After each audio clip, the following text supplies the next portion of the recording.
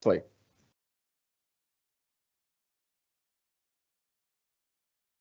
Bom dia, meu nome é Anderson, sou diretor financeiro da Enerprev. A gente hoje vai bater um papo com vocês sobre perfil de investimento. Estamos no meio de uma campanha de perfil de investimento, onde vocês podem, se quiserem, trocar de perfil de investimentos, né? Cada um no seu respectivo plano, ou permanecer também. E também vamos dar uma passada, então, no que é cada perfil, nas características, o perfil ideal para cada um, que é cada um que escolhe, cada um tem uma realidade diferente e tal. E a gente tem alguns convidados. Hoje a gente trouxe aqui o pessoal da Sul América. A Sul América, ela é gestora de uns fundos que a gente tem na Enerprev. Então, ela é um dos gestores da Enerprev. Nós trouxemos aqui o Wagner e o Marcel para iniciar essa conversa falando um pouquinho de cenário econômico, né? Para que vocês tenham informação para poder fazer uma opção ou de permanecer ou de alterar o seu perfil, pautado em conhecimento, né? Não porque o amiguinho está no perfil ou porque o colega falou aquilo. Então, convido aí, vou passar a palavra para o Marcel e para o Wagner, e aí depois a gente volta para conversar mais um pouco, ok? Bom dia a todos. Bom dia, Marcel. Fala, pessoal. Bom dia, pessoal. Obrigado aí pela oportunidade de estar falando aí um pouquinho para vocês de cenário. A gente vai tentar ser breve em relação ao cenário econômico e depois, quem quiser, pode enviar as perguntas aí que a gente responde aí para vocês com o maior prazer, tá? Vamos passar aqui os primeiros bom dia slides. A todos também, sou o Wagner aqui, vou fazer junto com o Marcelo essa apresentação. Prazer estar aqui com vocês. Maravilha. Bom, o Wagner também vai me complementando aí nesse bate-papo com vocês, tá? Falar um pouco primeiro do cenário global, né? Acho que mais do que a gente tem visto, obviamente, na mídia, né, nos jornais, a economia global, a atividade da economia global vem perdendo bastante força, né? O primeiro grande motivo é a questão, obviamente, da questão da inflação, né? Que está elevada no mundo inteiro, né? A gente está acostumado aqui no Brasil a reclamar da inflação, a ter esse problema de inflação, né? Mas a inflação é um problema hoje no mundo inteiro. E aí tem alguns motivos que a gente pode explicar em relação a essa questão da inflação, né? Primeiro, obviamente, que o preço dos combustíveis tem pesado muito na inflação no mundo inteiro, oriundos aí da guerra da Ucrânia e da Rússia, né? Também a questão da inflação de alimentos causada pela questão da guerra. Em torno de 30% dos grãos produzidos no mundo vem daquela região ali de Ucrânia e Rússia. Então, essa inflação de alimentos deve seguir pressionada por algum tempo. E também as medidas de combate lá à Covid-19, né? Os lockdowns severos têm sido implementados aí na China, principalmente em grandes cidades, né? Como Xangai.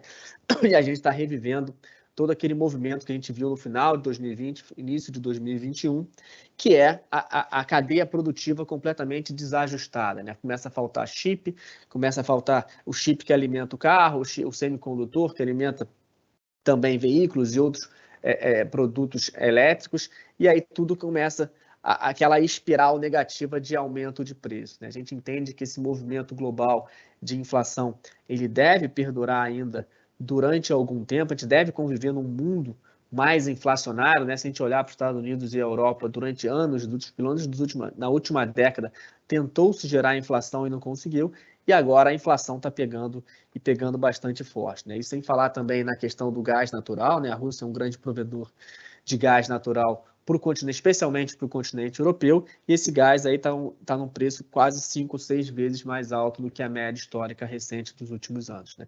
Então, o resumo que a gente tem para passar para vocês aqui em relação de cenário global é que a gente deve continuar com uma inflação um pouco mais alta. E qual é a consequência dessa inflação um pouco mais alta? Aqui a gente só mostrou alguns slides, né, do que a gente já comentou em relação ao preço das commodities, preço do petróleo, gás natural e outras commodities também, como grãos, minério de ferro, que também acabam impactando o dia a dia da inflação de todo mundo, da sociedade, né?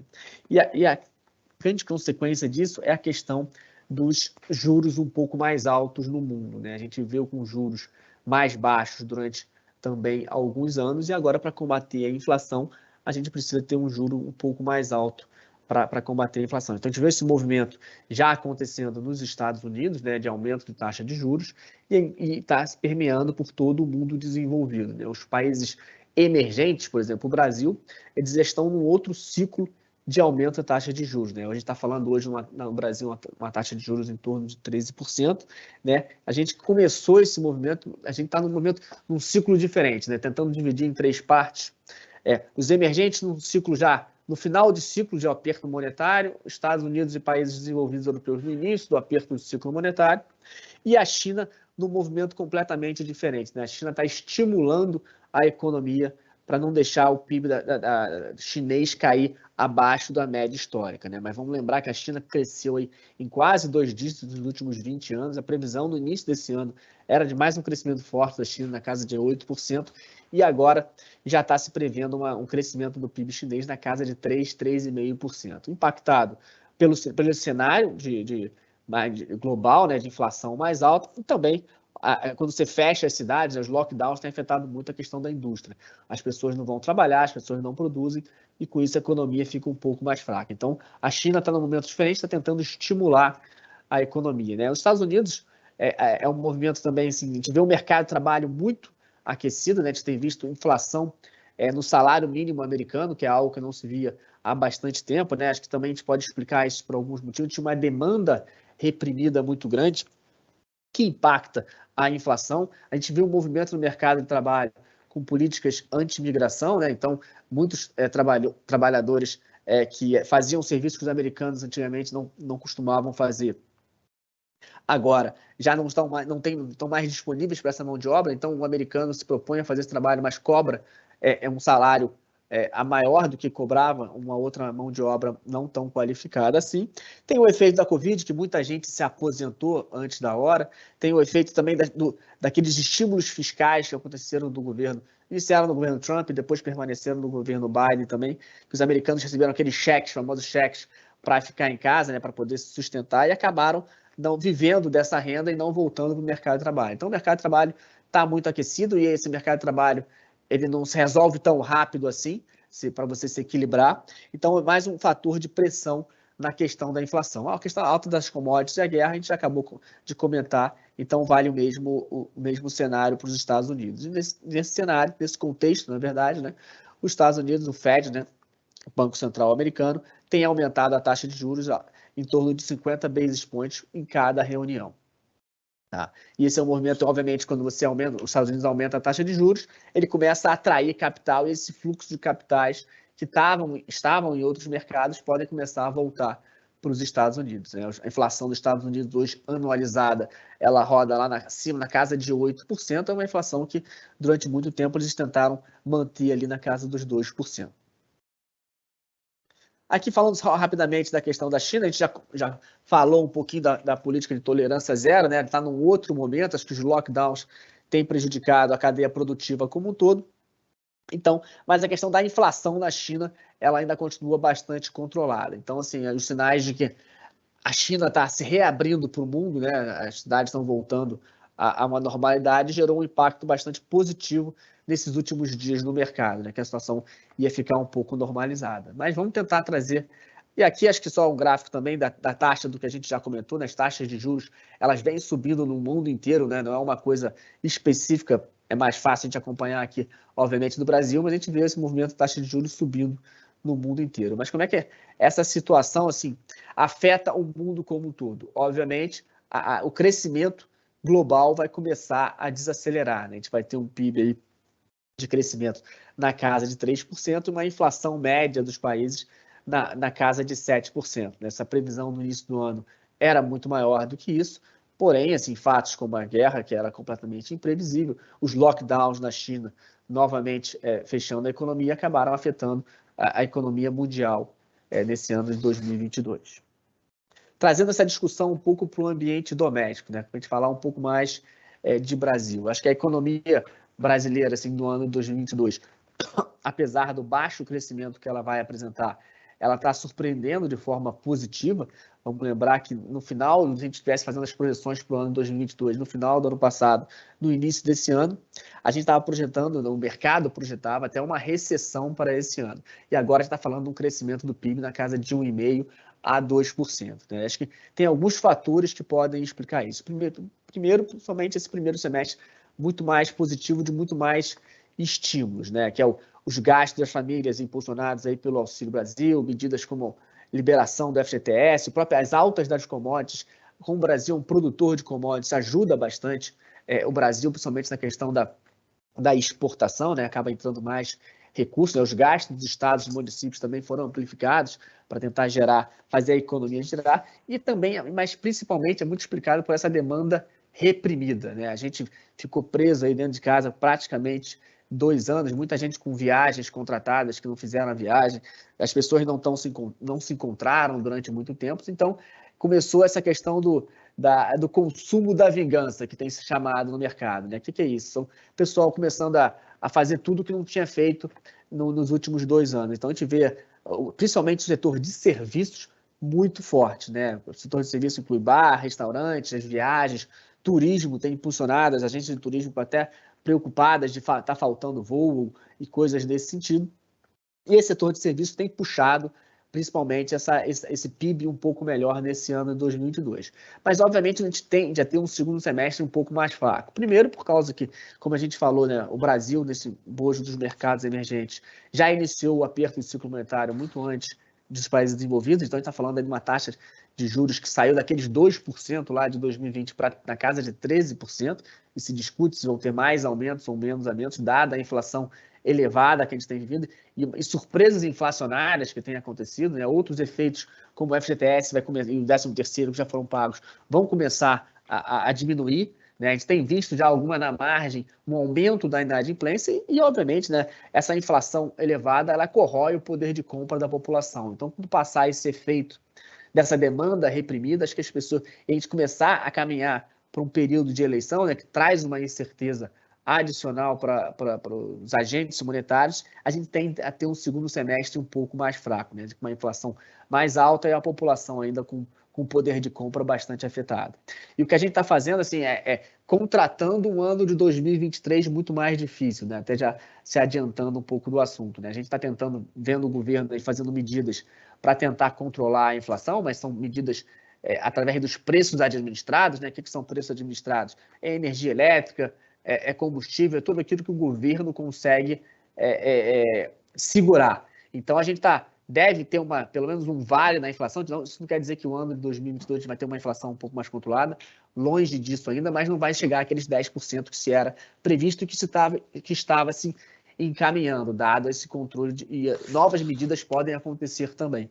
Mas o que a gente está fazendo é contratando uma recessão para o ano 2023, a gente acredita que vai ter um ano 2023 muito mais difícil, empurrando essa inflação para o ano 2023, que é algo que a gente já viu acontecer lá em 2014, 2015, quando tiveram medidas também dessas naturezas para tentar segurar a inflação, né? A gente tem visto isso corroborado pela confiança dos empresários, a gente acompanha alguns índices aí divulgados pela FGV, e sempre quando esses índices de diversos segmentos, né, estou falando da indústria, comércio, serviço, construção, que são afetados por toda essa questão de incertezas na economia, começam a embicar um pouquinho para baixo, a gente vê que na margem, no futuro, a economia tende a responder de forma um pouco mais negativa, né? A taxa de desemprego, apesar de ter apresentado melhoras, a gente tem criado um pouco mais de vagas, a taxa de desemprego em abril ficou em 10%, ela vinha rondando na casa dos 11%, 12% já há alguns anos.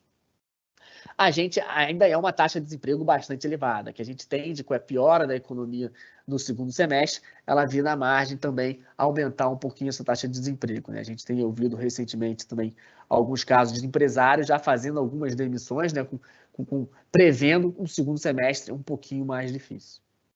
Isso, e a renda em baixa, né? Quer dizer, o desemprego está caindo, mas a renda do brasileiro também está em baixa, tá? Mesmo com o desemprego melhorando. Exatamente, né? A gente já comentou um pouco da inflação, ela continua alta, continua persistente, a gente tem visto isso, principalmente na questão do preço dos alimentos, que é pressionado pelas commodities, apesar da energia elétrica sair daquela bandeira vermelha e para a bandeira verde, ainda não teve o impacto necessário, principalmente porque as distribuidoras repassaram esse aumento até acima da inflação para a ponta final, né, para os consumidores, porque já vinham defasados já há alguns anos, e a gente entende que essa expectativa para 2023 vai ter essa questão da inércia inflacionária, né? Que a gente vai estar jogando, como a gente comentou, a inflação de 2022, que vai ser controlada por algumas medidas do governo, para 2023. A gente acredita que a taxa de juros que previa-se também no início do ano, que ela pudesse, no final desse ano, começar a embicar um pouquinho para baixo, alguns cortes. A gente já acredita que essa taxa de juros ela vai ficar alta durante algum tempo, a gente não vai ter essa puxada de juros forte. A gente já está com 13%, então é considerado alto, mas para controlar a inflação do jeito que ela está, ela deveria estar até um pouquinho mais alta. A gente acha que o Banco Central vai parar no próximo aumento de 50 basis points e esperar, mas a grande diferença é que a taxa de juros vai permanecer em patamares mais altos para controlar essa inflação que está sendo empurrada para o ano de 2023, né? Então, todo esse contexto aí de inflação, acho que o efeito prático ali é que a taxa Selic, né, quer dizer, aquele CDI lá mais elevado, deve permanecer alto por mais tempo do que se previa inicialmente, né? Como o Marcel comentou, que no finalzinho desse ano já se previa que o Banco Central poderia reduzir um pouco o juro, mas dado esse contexto novo de guerra na Ucrânia, etc., e essa inflação que a gente está de alguma maneira jogando preço de produto administrado para o ano que vem, né, para ficar mais alto, ela deve ficar mais alta mais tempo, então a Selic deve ficar mais alta mais tempo. Tá? Exatamente. Então a gente pode ver nesse gráfico aqui da direita, aqui embaixo, né, que a gente saiu daqueles 2% e vem aumentando gradativamente, vai ficar em 13%, pode começar a baixar a 2,75% já lá para 2023, mas ainda é um patamar muito alto. Então foi uma taxa Selic de 2 dígitos, isso tudo para poder segurar a inflação aí. Isso para o investidor é uma notícia ruim, né? É uma notícia que você vai conseguir ter a renda fixa pagando juros bons durante mais tempo, tá? Quer dizer, para a economia é ruim, mas para quem está do lado aqui do investidor, não é uma notícia de todo ruim, tá? E adicionando isso, essas incertezas do lado econômico, a gente não vai se propor aqui a falar de questão de eleições, mas o ano de eleição já é um ano incerto por si só, né? Independente de quem seja o candidato que vai ganhar a eleição, existe um certo temor, né, com quais são as medidas que vão acontecer. Então, isso já é normal, isso acontece em todo processo e todo ano eleitoral, né? Só que nesse ano eleitoral a gente está vivendo um cenário global de economia muito mais desafiadora, que obviamente contamina o mundo como um todo e os países emergentes como o Brasil, né? Então, de forma resumida, assim, acho que o ano 2023 vai ser um ano desafiador, né? O ambiente global vai continuar recessivo, a gente não tem ainda nenhuma previsão de quando, principalmente, a questão da guerra Ucrânia-Russa, ela vai ter um fim. A gente entende que, apesar das commodities começarem a perder um pouquinho de força, o preço das commodities, a gente não acha que o preço do combustível do petróleo vai ficar nesses níveis altos durante muito tempo. Eles ajudam a impactar um pouquinho positivamente na questão da inflação, mas a inflação vai ficar num patamar um pouco mais alto e as condições financeiras e monetárias ainda apertadas. O que quer dizer isso? O mundo com taxa de juros mais alta durante algum tempo. Né? Quando o mundo está com taxa de juros mais alta, obviamente todo mundo começa a ficar um pouco mais preocupado. Vamos lembrar, pelo menos no caso dos Estados Unidos, né? As famílias são muito alavancadas, né? Tem crédito estudantil, usam bastante cartão de crédito, então o Fed ele tem muita preocupação em aumentar a taxa de juros de forma de um pacing um pouco mais devagar para não causar nenhum desarranjo na economia como um todo. Então, mas as condições financeiras devem ficar um pouquinho mais difíceis ao longo de todo o ano de 2023. E localmente, né, já falamos da questão das incertezas eleitorais, né, vão ter todo aquele arcabouço político que demora aí seus 4 a 6 meses para se estabilizar, e vamos ver como é que vai ser a questão da agenda de reformas para o ano 2023, se a gente consegue fazer medidas com que contratem um PIB, né, uma recuperação da economia um pouco mais rápido do que hoje a gente está se prevendo. Não é o nosso cenário nesse momento. Tá? Aqui é só falar um pouquinho do mercado de renda variável, que a gente acabou falando muito da parte de renda fixa, né, questão de inflação, de taxa de juros um pouco mais alto. Aqui, essas siglas, ROI, quer dizer retorno on equity, né, que é o retorno do acionista, versus PI. O que é PI? É preço sobre lucro, né? Price sobre earnings. E aqui é só para falar que, assim, quem tem apetite, quem consegue entender, consegue ter um horizonte de longo prazo para a questão dos investimentos e gosta de tomar um pouquinho mais de risco, sente confortável em tomar um pouquinho mais de risco, a gente entende que nos preços hoje que estão no mercado estão bastante atrativos, né? Assim, a gente está vendo aí o ROI estimado das companhias para o ano de 2023 no Brasil na casa de 22%. Né? O que quer dizer isso? Quer dizer que, na média, os retornos dos acionistas dessas empresas teriam por volta de a casa de 20% de retorno. Por quê? Porque quanto mais baixo está o preço-lucro das companhias, mais interessante, né? Em menos tempo você tem um retorno sobre aquele investimento. Então, o PI médio, né? O preço-lucro médio da Bolsa Brasileira gira ali em torno de 10 a 11 vezes, e hoje nós estamos falando de 6, abaixo de 7 vezes. Ou seja, então, a Bolsa Brasileira, se você conversar com todos os gestores de ações hoje, é quase que unânime que os preços estão muito depreciados, né? A Bolsa Brasileira está barata. A questão disso, e aí cada um sabe do seu orçamento de risco, o seu apetite por risco, né? É porque você tem um custo-oportunidade muito grande, né? Você tem uma taxa de juros rondando a 13%, com liquidez diária, você tem outros papéis que te protegem inflação, né? Te pagam inflação, mas aí dependendo do vértice, a 5%, a 5,5% ou 6%, para você investir na Bolsa no longo prazo. Então, você tem que conjugar seu apetite por risco e o seu prazo de investimento, quando que você vai precisar tirar esse dinheiro. Mas a gente decidiu botar só esse slide para poder também demonstrar um pouquinho do mercado de renda variável. Esse é o reflexo da foto que a gente vê hoje, né? Quer dizer, eu sei que o Marcel o tempo todo comentou aqui de inflação mais alta, juros mais altos, incertezas à frente, né, em função desse contexto de inflação mais alta e também juros mais altos, né, principalmente para crescimento da economia. Isso tradicionalmente deixa as pessoas mais conservadoras em relação a investimentos, quer dizer, afugenta aqueles investimentos de maior risco, tá? Então, é natural ter esse movimento saindo de risco e indo para renda fixa, mas eu chamo a atenção, eu acho que até pode passar um pouquinho para aquele slide lá do final, Marcel, para as oportunidades que a gente vê nesses momentos também, né? Que a gente vê um monte de notícia ruim, mas assim, para quem tem prazo, né? É importante se aproveitar dessas oportunidades também. E aí cada um sabe do seu momento, né? Quer dizer, tem algumas pessoas aí que a gente coloca umas perguntas aí para reflexão, né?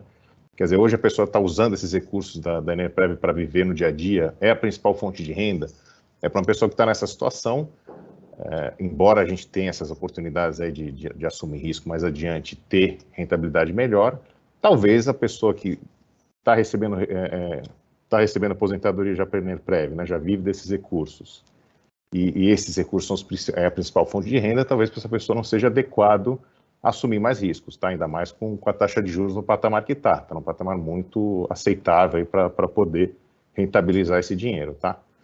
Então, para quem tem mais tempo para aposentar, vai aposentar daqui 10 anos, ou daqui 20 anos, ou até mesmo está aposentado, mas não vive desse recurso, né? Quer dizer, tem outro tipo de renda, ou ainda está trabalhando, tem apartamento alugado, a esposa trabalha, ou o esposo trabalha, quer dizer, não precisa contar com aquele dinheiro para o dia a dia, pode ser uma boa oportunidade assumir um pouco mais de risco para ter uma rentabilidade, para correr aí, para ter de repente a oportunidade de ter uma rentabilidade um pouco maior no longo prazo, tá? Então, vale a pena fazer esse tipo de reflexão e sempre tomar, acho que a decisão que melhor te atende, né? Por mais que às vezes você teoricamente consiga correr mais risco, porque não vive daquela renda, etc, etc, você não se sente confortável em ver tua cota oscilando muito, né? Então, nesse caso, qual que é o problema? Se você vê a tua cota oscilar muito para baixo, né, para cima ninguém vai reclamar, né, ninguém vai se sentir desconfortável. Mas se a cota oscilar muito para baixo, esse investidor que não tem apetite a risco, ele tende a realizar a perda, ele não recuperar mais. Então, assim, o conselho que eu dou é realmente refletir pessoalmente, né, olhar para dentro e ver o que melhor serve para você e não seguir a receita de bolo, de repente, do colega, né? Quer dizer, acho que o Anderson vai comentar isso mais para frente também, mas eu vejo muita gente, às vezes, perguntando ali, o cara do financeiro, o cara que já trabalhou em banco, qual a decisão que você vai tomar? Ele tem uma realidade, você outra. Então, às vezes, ele tem um perfil que assume mais risco e fica confortável com isso, você não. Às vezes, ele está num outro momento de vida e você não. Então, olhe para si e não para os outros para tomar decisão. É isso. Acho que esse é um pouco da mensagem que a gente queria passar aqui para vocês hoje. Obrigado, Wagner e Marcel. Vamos dar continuidade aqui na nossa apresentação. Se eu puder ceder o comando aí dos slides para a Maili.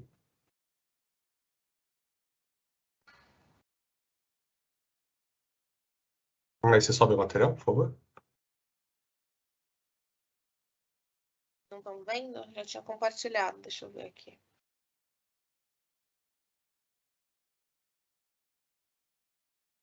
Estão enxergando agora? Sim, só põe no slide 2 em tela máxima, por favor.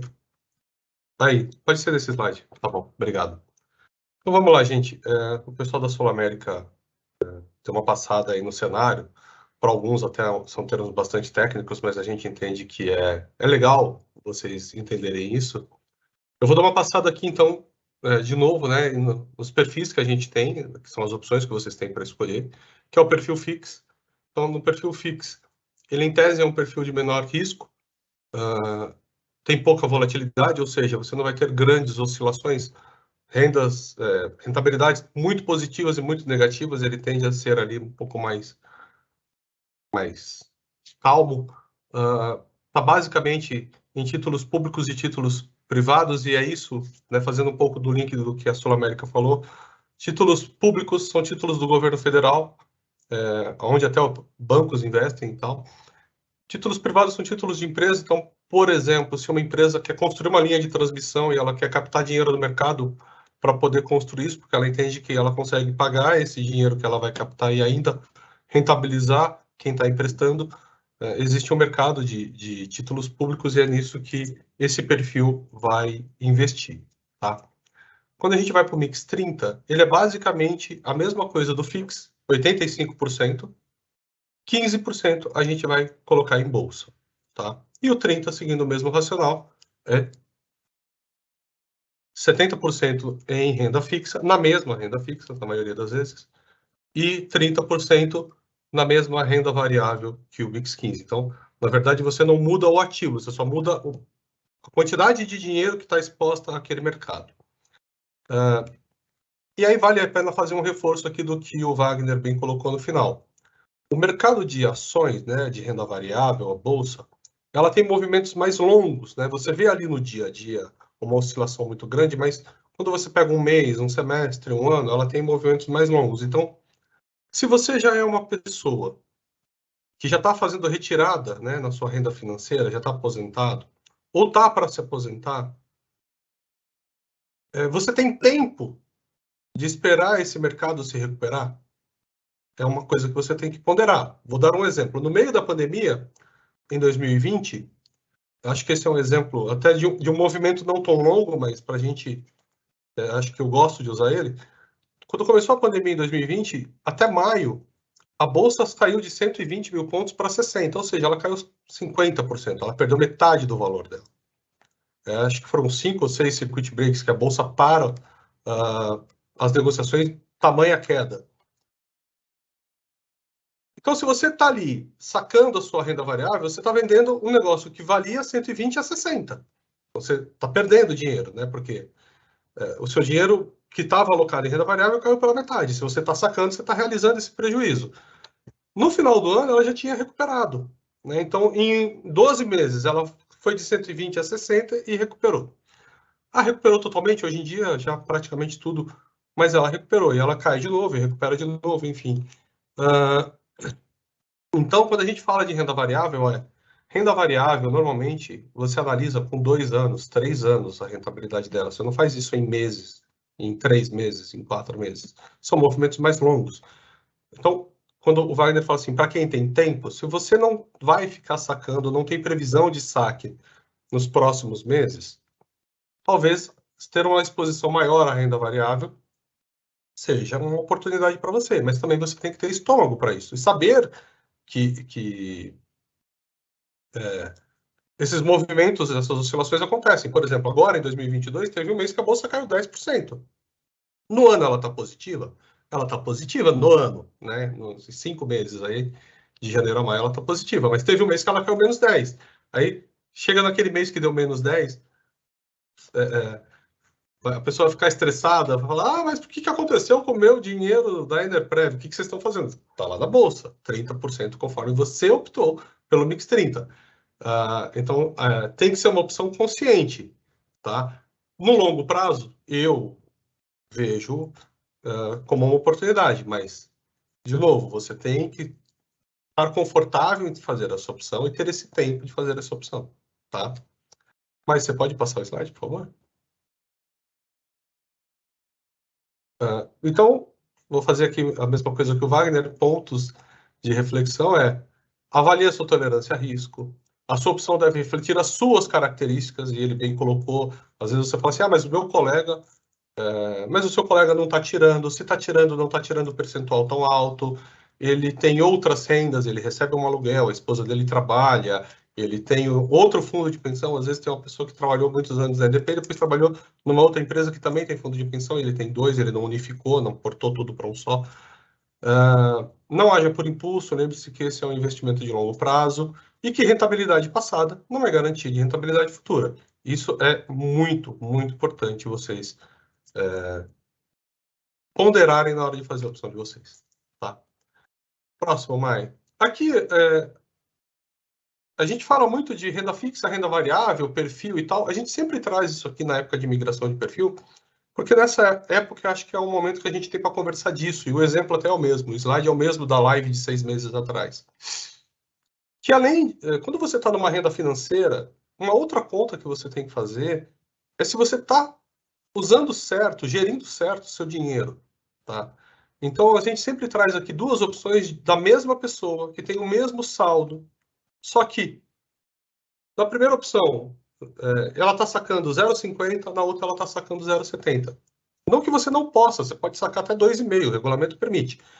Mas você tem que se atentar que se você está sacando um percentual maior do que o plano, o perfil que você está rendendo, você está sacando toda a rentabilidade, todo o rendimento, né, todo o juro, e está entrando no principal. E que isso, ao longo do tempo, vai diminuir o seu saldo, ao passo que se você sacar menos do que rende, seu saldo diminui e a sua renda até tende a subir um pouquinho.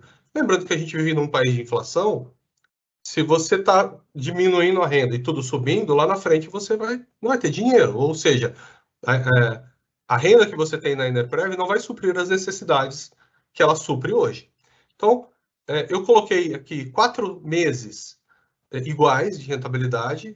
Nota que no mês 4 aqui dá uma rentabilidade negativa, que nos 2 primeiros meses rende mais do que o 0,50, nos 2 últimos menos. Quando você vai para 0,70, ainda é mais, mas não é tão mais assim no primeiro, mais aqui, menos. E depois eu vou falar assim, ciclos repetitivos, né? Então, assim, 4 meses, se eu tiver 3 ciclos de 4 meses iguais a esse, no ano quanto dá? E se eu tiver anos repetidos desses mesmos ciclos, quanto dá? Mas você pode passar. Então, de novo aqui, ó.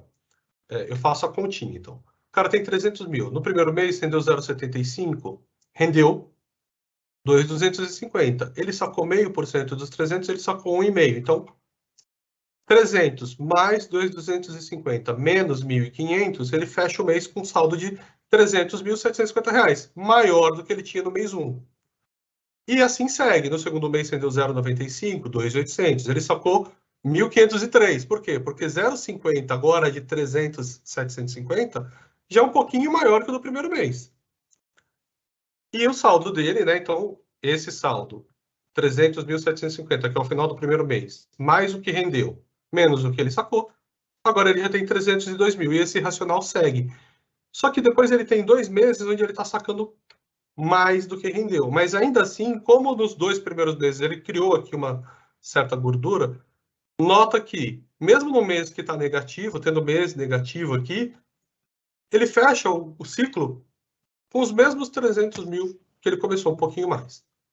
Já o cara que está sacando 0,70, ele sempre está sacando mais do que está rendendo, mesmo no mês aqui, quer dizer, esse mês é uma exceção, mas no final do mês, quando ele entra aqui nos meses negativos, ele fecha o mesmo ciclo com 297. Passa aí, por favor, Maio, o slide.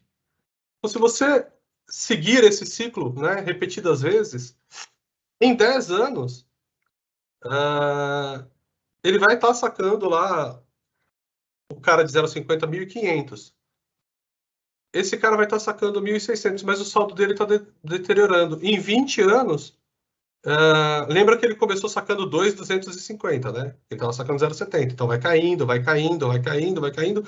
Em 20 anos, o saldo dele está 186 mil. Se você considerar o efeito de inflação de 20 anos, 186 mil e 1.350, talvez não vá suprir as necessidades que 200 e alguma coisa lá no começo sacava. Só que tem gente sacando 2%. Então, essa deteriora muito mais rápido. O cara que está sacando 2% na rentabilidade atual que é possível no mercado, sei lá, em menos de 10 anos, em 5 anos, ele já não tem mais dinheiro. Então, fazer a gestão do saldo de vocês também é uma responsabilidade de vocês, porque assim, a gente faz a rentabilidade, faz o dinheiro render de acordo com a opção de perfil que vocês fazem, mas o saque é uma responsabilidade e uma escolha de vocês. E está errado? De novo, não está errado. Só que vocês têm que entender que quando você saca mais do que o dinheiro rende, o seu saldo diminui e a função do benefício é prover renda por um período longo. Então, esse saque acima da rentabilidade por um período longo tende a esgotar o seu saldo. Tá? Mais um mais. Tá. Agora eu vou passar a palavra para a Maili, que vai falar um pouquinho de como é que a gente operacionaliza essa campanha e como bem colocado pelo Marcelo no começo, eu esqueci de falar. No final a gente vai responder as perguntas de vocês, tá bom? Então, Maili, a palavra é sua. Obrigado. Obrigada, Anderson. Bom dia a todos e todas. Meu nome é Maili, sou a diretora de seguridade aqui na Enerprev. E vamos falar um pouquinho agora em como alterar o seu perfil de investimentos, né? Então, dada a visão do nosso evento, né, dos nossos especialistas sobre o cenário econômico, as apresentações que o Anderson fez, conhecendo um pouquinho melhor os perfis de investimentos existentes aqui no plano da Enerprev, e também essa importância de vocês acompanharem a evolução do seu saldo, das rentabilidades, averiguarem o apetite a riscos ou não. Se vocês quiserem, ao longo de todas essas análises, realizar a troca do seu perfil de investimentos, vocês poderão realizar neste momento, tá? Lembrando que as campanhas de perfil, ou seja, as trocas de perfis, vocês podem realizar semestralmente nos meses de junho e dezembro de cada ano. E agora a gente está no momento da campanha desse primeiro semestre, que é do dia 1º ao dia 15 de junho. Então, nesse período, vocês poderão realizar a troca do seu perfil de investimentos, tá? E aqui eu trouxe um pouquinho também um recado de vocês manterem sempre os seus contatos atualizados aqui na Enerprev, para que vocês possam não somente receber as informações das campanhas de alterações, mas também todas as informações necessárias que a gente divulga em relação à gestão do seu plano de benefícios, tá? Então, este link, né, essa campanha de alteração, foi encaminhada para o seu e-mail. Caso você não tenha identificado, dá uma olhadinha na caixa de spam, pode ser que tenha ficado retido lá. Ou então também vocês podem acessar o nosso site www.enerprev.com.br, lá na seção de destaques, que vai ter todas as instruções, inclusive o link para vocês realizarem essa alteração, tá? Então aqui vamos mostrar o passo a passo de como vocês devem prosseguir para realizar a alteração de perfil. Então, ao acessarem esse link, que a gente encaminhou nesse comunicado, ou então tem lá no nosso site também, vocês terão acesso a um formulário que vocês vão preencher, tá? Então, a primeira tela desse formulário, vocês vão informar o seu nome completo, o seu e-mail, CPF e telefone. Ao realizar isso, vão clicar neste botão Avançar, para a segunda tela, onde vocês vão informar qual plano de benefícios atualmente vocês estão, tá? Clicando em avançar também, aí sim teremos a tela onde vocês terão a escolha por um dos perfis de investimentos, tá? Então, a gente tem aqui o perfil Fix, que é aquele perfil um pouco mais conservador, o Mix 15, que é um perfil um pouco mais moderado, e o Mix 30, que é um perfil um pouco mais arrojado. Então, escolhendo entre uma das opções, vocês clicam em avançar novamente, e a partir da próxima tela, vocês terão o termo de aceite, onde vocês deverão ler todos os pontos e, aceitando esse termo de aceite, vocês clicam em enviar, tá? A partir desse momento, a gente já está quase no final do procedimento, tá? Mas tem ainda um último passo, tá? Preenchendo todo esse formulário, vocês precisam salvar este documento, então vocês vão clicar nesse botão imprimir ou obter o PDF das respostas, vão salvar este documento e vocês precisam encaminhar este documento para a Enerprev até o dia 15 de junho, para que a gente possa prosseguir com a alteração do seu perfil, tá? Lembrando que o preenchimento do formulário, por si só ele não irá fazer com que a gente proceda com a sua alteração. Vocês precisam encaminhar esse documento para a Enerprev até o dia 15, tá? E vocês poderão encaminhar de duas formas, tá? Ou através do e-mail, no nosso atendimento, que é o atendimento enerprev@edpbr.com.br, ou então para o WhatsApp da Enerprev, tá? E aqui entrando também um pouquinho da novidade deste novo canal, né, que é o nosso WhatsApp, vocês podem adicionar este telefone que está aparecendo aqui na tela, nos seus contatos, na sua agenda, ou então escanear esse QR Code, que vocês serão direcionados para esse novo canal, tá?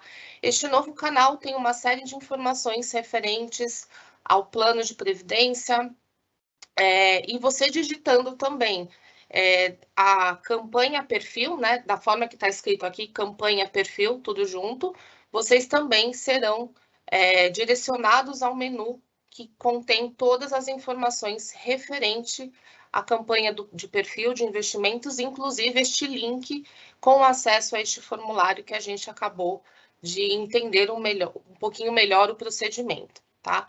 Caso tenha ficado alguma dúvida também, vocês podem solicitar, né, contato aqui com a gente. No WhatsApp também, a gente tem a possibilidade de vocês solicitarem atendimento que será realizado por um de nossos atendentes para tirar e esclarecer todas as dúvidas. Bom, agora dando sequência ao nosso evento, passo agora a palavra ao Leonardo, nosso gestor de atendimento, que fará a sequência aqui do nosso evento. Obrigada, um bom dia a todos. Obrigado, Maíli. Bom dia a todos e a todas.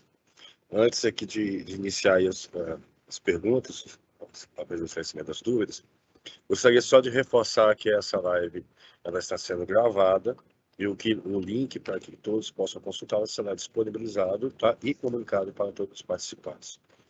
Além disso, também é muito importante a gente considerar que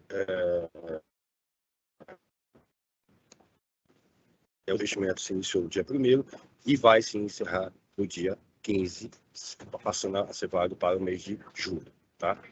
Então, pelo momento é isso. Bom, Anderson, nós temos aqui uma pergunta que eu gostaria de direcionar para você, tá? Não houve identificação, mas a dúvida é a seguinte questão. A parte da renda variável do plano Mix 30, na verdade, do perfil, né, fica alocada em quais ativos? Vamos lá. Não apenas a renda variável do Mix 30, mas a do Mix 15 também. Como é que funciona na Enerprev, né? A Enerprev não faz gestão própria, tá? Acho que é legal deixar isso aqui esclarecido, por força de estatuto. Então, a gente contrata gestores terceirizados, como a Sul América. Nós temos vários outros, mas a Sul América é um grande parceiro nosso, para fazer gestão de fundos, tá? E cada perfil, não só cada plano, mas cada perfil tem a sua própria carteira e ele vai comprando cotas desses fundos de acordo com as características de cada perfil. Então, a carteira do Mix 15 compra cotas do fundo de renda variável e a carteira do Mix 30 compra cota do mesmo fundo de renda variável, mas são carteiras separadas, é segregação real, tá? Isso é bastante interessante colocar.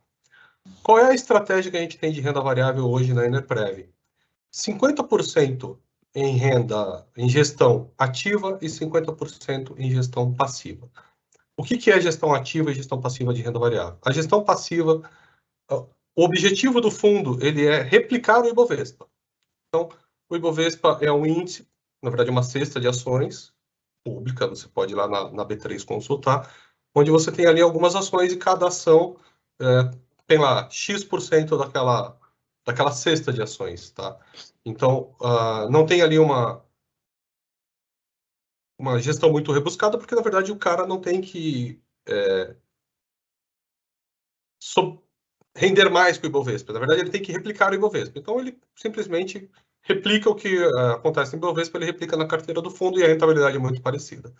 Os outros 50%, é uma gestão ativa. Então, o gestor que faz a gestão desse fundo, ele tem sim um mandato onde ele tem que superar o Ibovespa. E aí, se ele fizer a mesma coisa, ele não vai conseguir superar. Então, ele tem uma estratégia diferente.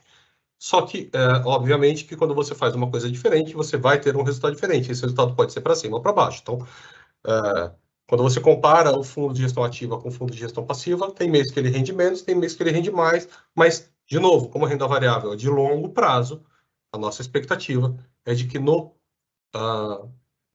1 ano, 2 anos, o fundo de gestão ativa renda mais que o de gestão passiva.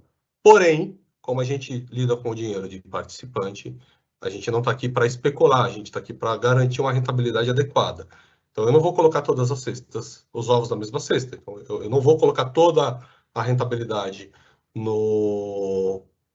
na gestão ativa, porque se essa gestão ativa por um período a estratégia não estiver tão certo, eu tenho que lembrar que tem gente sacando, gente saindo, gente resgatando, portando, gente vivendo dessa renda, e então a gente não comete essa estratégia, tenta não fazer isso, porque no nosso entendimento não é a questão mais adequada. Mas, então, assim, qual é o ativo?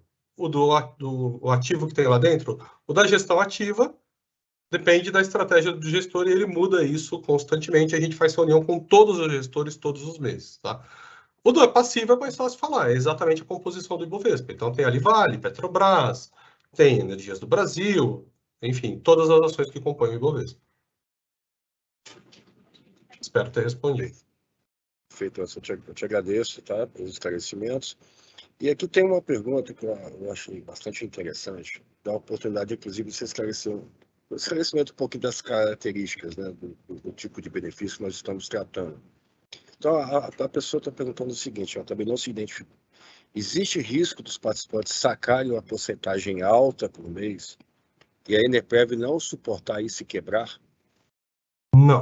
Não existe esse risco. Vamos entender como é que funciona a Enerprev. A Enerprev é uma entidade de previdência fechada.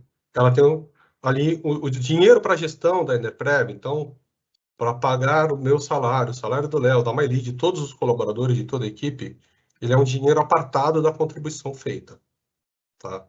Então, tem o dinheiro para as despesas administrativas, que ele não se mistura com o dinheiro dos participantes.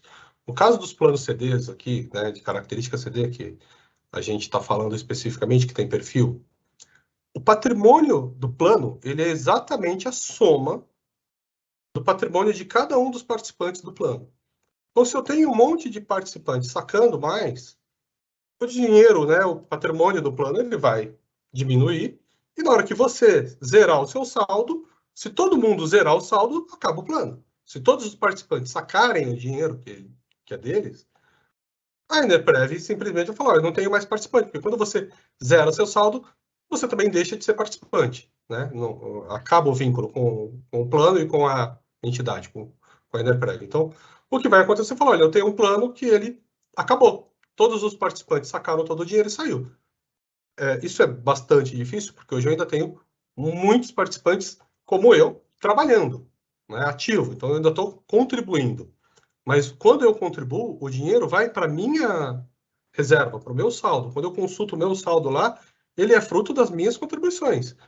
Então, assim, da mesma forma que eu que ainda estou colocando dinheiro, tenho lá o meu saldo subindo, o cara que está sacando, como na pergunta aqui, né, uma porcentagem alta do saldo dele, ele está exaurindo o saldo dele. Ah, mas se um monte de gente fazer isso, tá bom, mas vai exaurir o saldo de cada um. E, de novo, né, o patrimônio do plano nada mais é que a soma dos saldos individuais. Então, a Enerprev vai quebrar? Não vai quebrar. Aliás, se vocês puderem me falar um fundo de pensão que quebrou, ainda mais característica de plano CD, eu desconheço. Certo. Nós temos mais uma pergunta aqui, o Marcos, tá? Onde eu vou direcionar para você, Anderson, também. Independente do valor do capital disponível, qual o percentual de retirada do momento para o mix 15, para não descapitalizar? Bom, na verdade, não tem um percentual mágico, né? Eu acho que duas coisas que você tem que levar em consideração qual é a sua necessidade de dinheiro para suprir as suas despesas. E aí, como eu coloquei lá na continha da pessoa que está sacando 0,50, 0,70, tem gente sacando 0,20, 0,10, tem gente sacando 2%, enfim. Não tem percentual errado. O que a gente recomenda, né? E eu acho que a mágica, né, a graça de um plano CD é exatamente toda essa flexibilidade que ele dá para o participante, é que você tem que fazer uma conta, eu sugiro que ela seja feita semestralmente ou anualmente, no mínimo. Quanto era o meu saldo em dezembro de 2020? Quanto era o meu saldo em dezembro de 2021? Puta, em 21 eu estou com saldo menor? Tá, então eu estou sacando mais do que está entrando. Então eu estou diminuindo. Então, fazer essa conta periodicamente e ver se o seu saldo realmente está decaindo. E ainda assim, isso pode acontecer? Pode, olha. Eu tive um problema médico na família, precisei de mais dinheiro. Ok, depois você tenta compensar isso sacando menos por um período também, se for possível. Se não, assume ali. Mas não tem um percentual mágico, ele vai da sua necessidade, mas se você quer saber se você está gastando mais do que. Se você está entrando no principal, vamos dizer assim, vai comparando o seu saldo com períodos, né? A cada ano. Escolhe lá um mês. Por exemplo, vamos imaginar que você não é um cara que quer ficar migrando, quer ficar sempre no Mix 15. Então tá bom. Toda vez que fechar o mês de dezembro, você receber lá seu extrato, compara com dezembro do ano anterior e vê se o seu saldo está maior ou menor, se ele está maior, quanto maior, se ele está maior corrigido pela inflação, enfim, você pode fazer umas contas interessantes ali, mas de novo, não tem um percentual aqui que eu falei assim, não, saca 0,32, nem dá para sacar 0,32, né? A gente não tem percentual quebrado na segunda casa decimal, mas não tem um percentual mágico, é você fazer contas constantemente aí para ver se você está entrando no principal ou não. Agradeço, Anderson. Antes, eu vou fazer uma pergunta para o Marcelo e para o Wagner a seguir, mas eu queria aproveitar a sua dica aqui e fazer uma pergunta para a Maili, até para a Maili poder esclarecer. Nesse momento que a gente está falando de percentual de saque, né, nós temos aqui um público distinto, que são os nossos participantes, os assistidos por renda financeira no Plano Celsius 2, né? E também temos os nossos assistidos por Energias do Brasil. Você poderia relembrar, Maili, por gentileza, as regras para alteração de percentual de saque? Já que passa a ser tão importante, né? Uma vez que foram abordados aqui nesse evento. Você disse percentual de saque de assistidos, né? Isso, recebimento de benefícios. Desculpa. Então tá. Então agora os participantes, né, assistidos recebem renda financeira, ou seja, aquela renda onde cada participante tem o seu saldo e pode, inclusive, optar por um dos perfis de investimentos.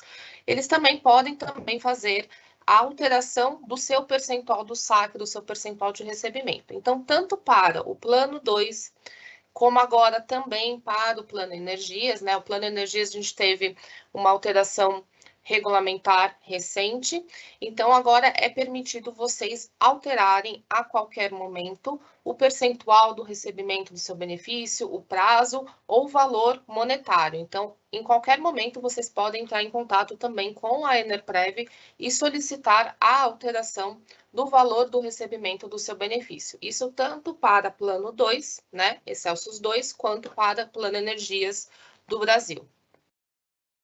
Muito obrigado, Maili, pelo esclarecimento. Eu vou fazer a próxima pergunta para o Marcelo, para o Wagner, fique à vontade.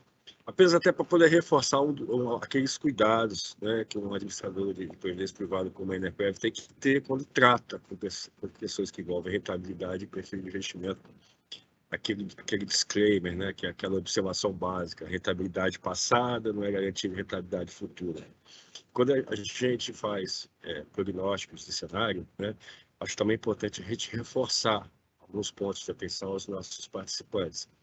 Nós tivemos algumas previsões para os próximos meses, mas eu gostaria que vocês relatassem um pouquinho da experiência de vocês, de que isso pode ou não se concretizar, ou seja, que isso é algo que é uma projeção, que pode ser que não se realize, e que aí os próprios participantes eles utilizem os canais da Enerprev, as divulgações, o cenário econômico mensal, abordando essas questões, até que para que no final desse período agora de junho, ou lá em dezembro, eles possam ir se ambientando um pouco mais com essas informações. Mas eu queria só reforçar o cuidado, né, que são projeções e não orientações para que seja... como é que fala? Eu estou orientando você a mudar isso. Não, são projeções que possam mudar. Então, eu gostaria que vocês contribuíssem com a gente, explicando um pouquinho dessa preocupação. Está no mudo, Marcelo.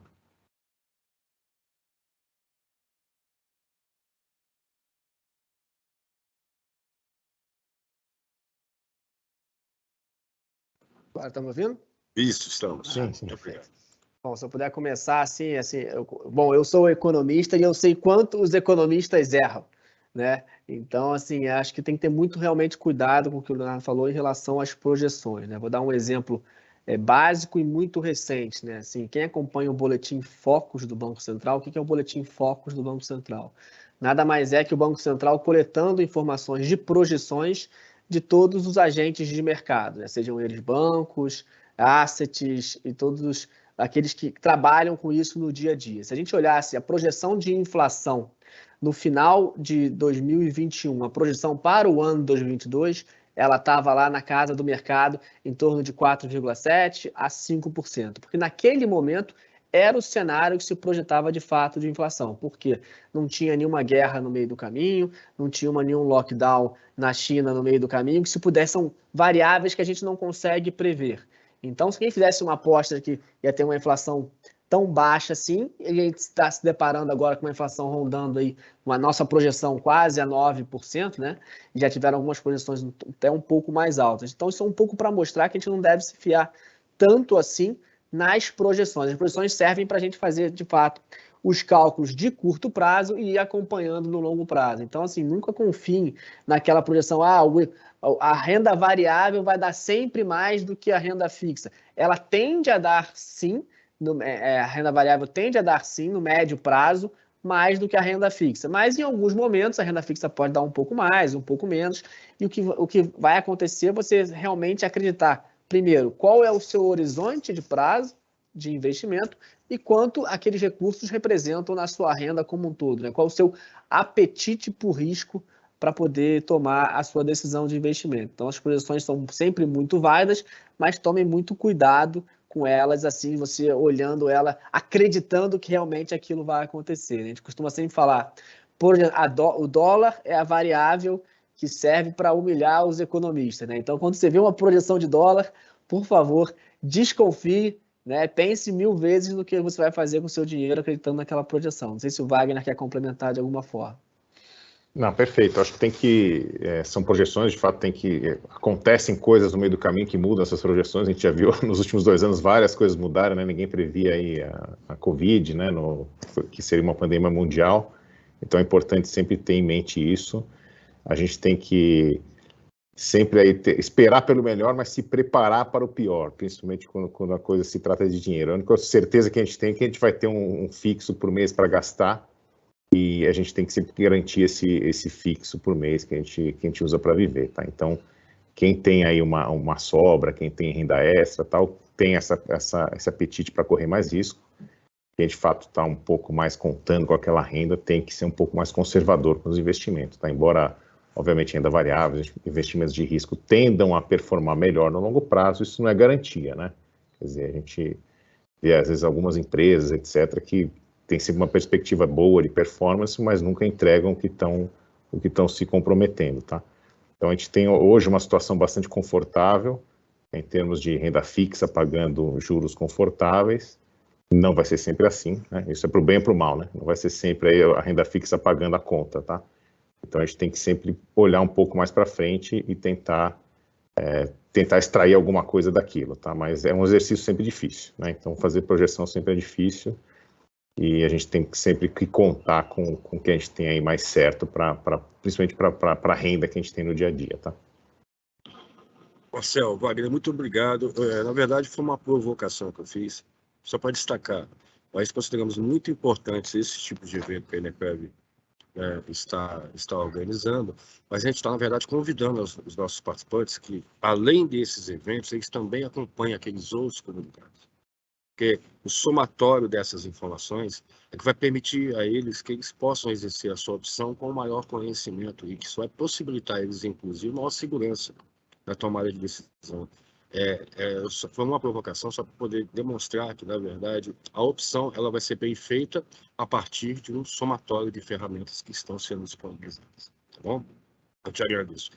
Tem uma próxima pergunta que eu vou fazer, na verdade, uma consideração e vou abrir à disposição do Anderson e da Mari, se vocês quiserem complementar. Tá? A pessoa também não se identificou. Então, a pessoa está perguntando qual é a razão para a demora na atualização do saldo do participante no portal da INEPREV. Eu acho muito importante a gente explicar um pouco, né, que por trás de toda essa gama de informações atualizadas mensalmente, existem procedimentos a serem adotados. Né? Você primeiro tem que apurar a rentabilidade do mês para poder fazer a atualização. Antes disso, você tem que fazer toda a análise do que saiu de saldo do participante, do que foi atualizado para atualizar o saldo. Você tem que fazer as conferências e depois disponibilizar essas informações. É muito importante que a pessoa entenda que a flexibilidade do plano, com essa possibilidade que a Mari que bem nos colocou, que a possibilidade de alterações mensais nos percentuais de contribuição, eles são realizados exatamente para que possa haver a devida segurança na tomada desses procedimentos como o INEPREV. Tá? Então, existe o tempo necessário para que essas informações sejam atualizadas devidamente. Mari, Anderson, por favor, eu não sei se vocês entenderam a pergunta e eu gostaria de deixar vocês à vontade para complementar com alguma informação. Deixa eu fazer um complemento, sim, Léo. Quando a gente fala desses procedimentos, né, é bom a gente sempre entender que quando a gente está falando de apuração de rentabilidades, a gente tem dois processos, né, duas etapas. Então, a gente tem toda a apuração dessas rentabilidades no investimento, né? Então, decorrido o mês, passado o mês, lá no comecinho do mês subsequente, é onde a gente faz a apuração, né, as custódias, as carteiras de todos os investimentos da entidade. E após isso, a gente tem a apuração da rentabilidade, que é essa rentabilidade onde serão aplicadas sobre os saldos dos participantes, né? Então, a gente chama de rentabilidade previdencial, que é a cota previdencial. Então, a gente tem todo esse processo que se inicia lá no investimento, da apuração dessas rentabilidades, das carteiras. A gente passa por da parte contábil também, onde a gente tem as despesas que são inseridas nesses rendimentos, enfim, e por fim chega essa rentabilidade efetiva que será aplicada nos saldos. Então, a gente sempre trabalha no mês subsequente apurando as rentabilidades do mês anterior, né? Então, não é bem uma demora, né? A gente tem todos esses fluxos, todos esses processos para, então, sim, a gente conseguir apurar os saldos individuais, né? Considerando todas as entradas de contribuições, todas as saídas de benefícios, de pagamentos, e inclusive dando a rentabilidade previdencial que a gente apurou referente ao mês anterior, né? Então, essa informação normalmente a gente consegue processar em meados lá na partir da segunda quinzena de cada mês subsequente, tá? Eu vou fazer um complemento rápido aqui, mas até para vocês entenderem. Como a Mari e o Leonardo explicou, a gente precisa pegar todos os investimentos. Então, todos os investimentos são todos os fundos que a gente aplica. Empréstimos a participantes, né? No caso do plano 2, a gente já está quase conseguindo vender todos, mas a gente ainda tem imóveis que são oriundos lá da Fundação Excelsior que a gente está vendendo. Mas ainda tem imóveis na carteira. Poucos, mas tem. Então, a gente tem que apurar tudo isso. Quando a gente está falando de investimento, tudo isso fica custodiado, né? Em alguém que preste esse serviço de custódia. E o prazo para esses bancos disponibilizarem a informação para a gente é no terceiro dia útil. Então, a gente começa a fazer isso no terceiro dia útil. Tá? Às vezes existe necessidade de reprocessamento, porque também tem problema de cota no banco. Eu não posso disponibilizar um saldo errado, porque em cima desse saldo eu vou pagar um benefício. Então, assim, tem que ser uma coisa muito bem consistida, muito bem auditada, validada, né, conferida, com dupla conferência. Então, a gente faz tudo isso nos módulos de investimento, no empréstimo, nos próprios investimentos aqui, transfere para a contabilidade checa.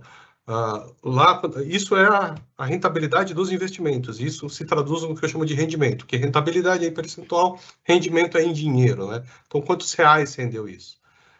E aí a gente vai distribuir esse rendimento na proporção que cada participante tem em cotas, porque o seu saldo ele é em cotas, é o que a Maíli explicou. Eu rentabilizo o seu saldo e eu pago um benefício. Então, para você receber o próximo rendimento, eu tenho que abater essas cotas que você acabou de sacar através de benefício. Né? Quando você fala assim, eu estou sacando 0,50, 0,50 é R$ 1.500, quantas cotas eu estou tirando do seu saldo para te pagar esse benefício de R$ 1.500? Então, eu saco uma quantidade de cotas, o seu novo saldo aqui abatido desse benefício ou acrescido da contribuição do mês, ele precisa ser rentabilizado. Então, tem toda uma questão de, vamos chamar assim grosseiramente, de controle de cotas aqui, de estoque de cotas de cada participante. A gente precisa atualizar esses estoques antes de distribuir o rendimento oferido. Então, tem todo um trabalho e tudo isso é checado individualmente, né? Assim, eu tenho que fazer isso individualmente. Então, eu tenho que fazer o saldo do Leonardo, o saldo do Anderson, o saldo da Maíli, o saldo de todos os participantes da Enerprev. Então, talvez a gente esteja prezando muito mais pela qualidade do que pelo prazo. E a gente já faz num prazo bastante, vamos dizer assim, adequado e arrojado, né? A gente já tem processos bastante robustos aqui. Mas a gente também tem que entender que fazer o correto, nesses casos, é sempre muito melhor do que fazer rápido, né? Então, assim, por isso que eu estou falando, tem dupla checagem. Às vezes, se eu tirasse a dupla checagem, a gente dava a informação mais rápida, mas aí eu poderia estar cometendo algum erro aqui que ninguém detectou. Acho que esse racional é bastante adequado. Perfeito, Anderson. Muito obrigado, Anderson e Maíli. Eu vou fazer uma última pergunta para você, antes de vou te passar para você poder encerrar. Mas antes disso, né, só relembrando, a gente teve um bate-papo bacana com o Marcelo e com o Wagner sobre aquelas questões das informações que são disponibilizadas. E para esse evento, para essa alteração do perfil de investimento, nós temos lá em nosso site, junto com os materiais, a cartilha do perfil de investimento e o regulamento. Então, a gente convida vocês também para poder ir lá, fazer uma leitura, tá? E qualquer dúvida que tiverem, entrar em contato aí com os nossos canais de atendimento. Com a Enerprev através dos nossos canais de atendimento. Anderson, a última pergunta, e eu passo a palavra depois para você responder e encerrar, vou direcionar para você. Em qual perfil se enquadra o plano 2, que era do Espírito Santo? Eu estou entendendo que seria aquele perfil antes da migração. Né? Não, na verdade, acho que eu entendi a pergunta, assim, mas vamos explicar, né? Vamos tentar explicar de uma forma simples. A Enerprev é uma entidade fechada de previdência complementar. Dentro dessa entidade, eu tenho planos. Nós temos 4 planos, inclusive o plano Energias do Brasil e o plano 2, que são os planos que têm perfil. Tá? O plano com essa característica, enquanto você está trabalhando, você está acumulando saldo. E aí você pode escolher um perfil. Ok? Ok. Dentro do plano Energias, eu tenho 3 perfis, que é o FIX, o Mix 15 e o Mix 30. Dentro do plano 2, eu também tenho perfis. Então, na verdade, o perfil ele é um pedaço do plano 2. Então, a soma dos 4, vamos chamar assim, perfis que eu tenho no plano 2, a soma desses 4 pedaços forma o plano 2 consolidado. Tá? Só que no plano 2 eu tenho uma característica diferente. Eu tenho o FIX, o Mix 15 e o Mix 30. E o plano 2, por ser um plano CV, então você está trabalhando na patrocinadora, você está aqui escolhendo um dos 3 perfis. Na hora que você vai se aposentar, você vai fazer uma escolha. Você quer uma renda financeira, onde você vai fazer a gestão do saldo que você acumulou. Você está acumulando um saldo. Você fala, não, eu quero pegar esse saldo e comprar uma renda vitalícia. Quando você opta pela renda vitalícia, o dinheiro sai do seu perfil e vai para uma carteira que a gente chama de ALM. E aí a gestão é nossa, porque eu vou ter que te pagar uma renda para o resto da vida. Mas você não tem mais saldo. Na hora que você morreu, em tese, se você tiver beneficiário, né, ou se você for viúvo, a gente vai dar continuidade no benefício, mas na hora que a última pessoa ali da linha de sucessão vier a faltar, acabou o saldo. Então, para esse cara da renda vitalícia, ele não tem perfil. Ele está numa carteira que chama de ALM. O cara que opta, ou que ele é ativo e está contribuindo, ou opta pela renda financeira, ele também está no FIX, no Mix 15, no Mix 30. A gente tem os mesmos perfis para os dois planos, o dinheiro é separado, mas a gente tem os mesmos 3 perfis com as mesmas características, tá? Às vezes a rentabilidade não é exatamente igual, porque investimento, por exemplo, imóveis. Eu tenho imóveis que a gente até hoje ainda não conseguiu vender, que são oriundos lá da Fundação Excelsius, que nem na Enerprev estava. No plano Energias eu não tenho esse imóvel, então eu não tenho exatamente no centavo a mesma aplicação, porque aqui eu tenho coisas ainda que eu trago da Fundação Excelsius e aqui eu não tenho. Mas dentro das possibilidades do dinheiro que está disponível, e toda vez que eu vendo uma sala comercial lá na Reta da Penha, ele volta aqui para a carteira, a estratégia da carteira, os fundos que investem são os mesmos. Tá? Então, você pode ver que a rentabilidade não é exatamente igual, mas é bem próxima. Então, assim, na verdade, o perfil ele é uma parte do plano 2. Então, o plano 2 é formado por 4 partes, que a gente chama de perfil, ou ALM, né, do pessoal da renda vitalícia, mas esses 4 somados compõem o plano 2. E os 4 planos somados compõem o patrimônio da Enerprev. Então, a gente vai cascateando ou vai subindo aqui como se fossem subdiretórios. Acho que a gente encerrou as perguntas, certo, Léo? Isso. Então, muito obrigado, Léo. Muito obrigado, Mai. Muito obrigado ao pessoal da Sul América que se dispôs a vir aqui ajudar a gente aqui na live. Então, Wagner e Marcel, muito obrigado pela participação de vocês. Agradeço imensamente pela parceria. Queria dizer que a live está se encerrando, mas que os nossos canais de atendimento já colocados aí estão disponíveis para vocês continuarem fazendo pergunta, interagindo com a entidade. Agora ainda temos, né, a nova ferramenta do WhatsApp. Então, se quiserem fazer alguma pergunta aqui que, porventura, não quiseram fazer nesse momento, ou enfim, por qualquer eventualidade, ou para quem está assistindo a live, né, que não está ao vivo, está assistindo a live depois e ficou com alguma dúvida aqui, pode entrar em contato com o nosso atendimento, que se a pergunta for fácil, assim, o pessoal ele já te responde na hora. Se quiser uma análise um pouco mais rebuscada, aí o Léo conversa com a gente ajuda ele a elaborar a resposta, mas ninguém aqui fica sem resposta, tá bom? Muito obrigado mais uma vez. Perfeito. Nós que agradecemos aí o convite, estamos à disposição sempre. Valeu, Obrigado, Wagner. gente. Valeu, Marcelo. Abraço. Obrigado a todos, então. Estamos encerrando aqui. Obrigado, Léo.